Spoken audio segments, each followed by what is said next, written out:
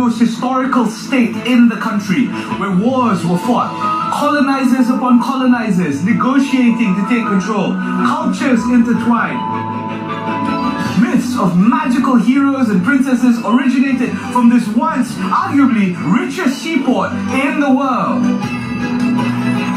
A great place to discover, and I'll have you know, the food is pretty legendary too.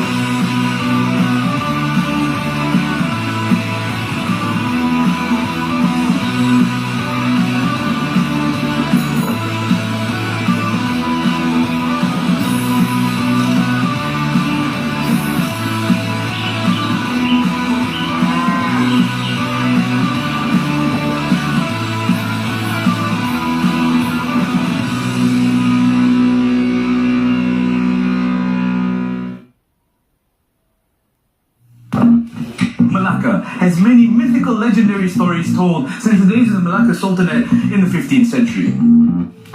My favorite was that of Hang Tuah and Hang Jebat, who had an epic battle that lasted for 7 entire days.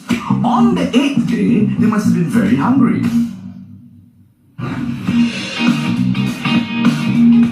But luckily, Malacca dishes out some epic breakfasts, and I can't wait to try it out. It's not a big state, but you certainly have to travel a bit because they have quite a big selection for the locals to enjoy and for me to take a crack at. As the millennials like to say, good morning! Or is that Gen Z? I don't know anymore. Doesn't matter. What matters is that breakfast is the most important part of the day. I am starving and I have the legendary roti lecha in front of me, okay? I'm not eating a roti anymore. I'm literally eating a submarine. Where is my roti? Exactly. It's really because it's just, it looks like sauce. So I've got some telur goyang, you know? Make sure it's shaking there. And I've got my sambal tumis, which is standard operating procedures coupled with kari dal. Oh yeah, it's really nice and soft. When you combine everything together, you've got that nice dal, you've got a bit of telur goyang, you've got a bit of roti, you've got a bit of sambal, right? That is the roti is really nice and soft.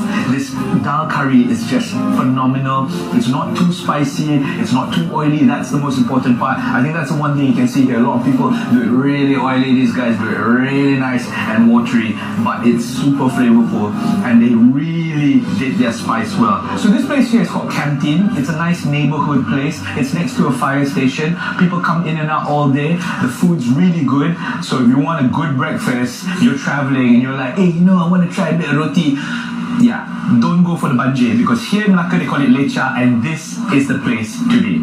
Now, let me finish my roti so I can actually have my real breakfast. But first, I would definitely need to take a hike, enjoy the sights, so I can eat with my eyes too. And what a feast Malacca has to offer. It's a town with a really rich history. I'm so glad that I don't live here because I can't imagine being stripped away from the idea of being a touristic food hunter in this historical land. Great food is not only determined by the mastery of spice or the technique in cooking, but also the freshness in ingredients. That's why this next place I'm going to has moved 4 times over the past 70 years, and the reason is it always followed the flow of the market. This site is the stuff of legends. More than half a century of deliciousness enjoyed by generations, served by the same family. I'm feeling super good this morning, not only because this smells great, but also it reminds me of my ancestry. You see, nasi gunting is unlike any other type of food that you're going to get in Malacca or anywhere else in this peninsula for that matter, because actually it comes from Java. What I ordered was rice, and it comes with like sambal, chilies, green chilies, as well as cucumber. It comes with telur masin, right? And here I have 3 types, not 1, not 2, but 3 types of parts of the cow. So I've got the beef, I've got the spleen, I've got the stomach. stomach. So that's it. And every single dish is not complete without an ayam mata kucing, because that is just the way to go. Okay? Look at that, lovely and cold. Hopefully it will cool me off after I've burned myself up with a little bit of this, because it looks super spicy. So I think I will begin with a little bit of rice and sambal and curry. Alright? That's a nice big bite for a big boy like me.